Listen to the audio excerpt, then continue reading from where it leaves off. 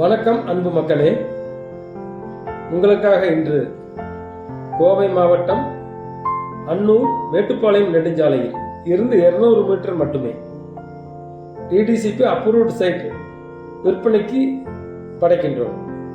அன்னூர் பேருந்து நிலையத்திலிருந்து 5 நிமிடங்கள் மட்டுமே 6 சென்ட் விற்பனைக்கு உள்ளது. ஒரு சென்ட் விலை 3.25 லட்சம். பேசிக்கொள்ளலாம்.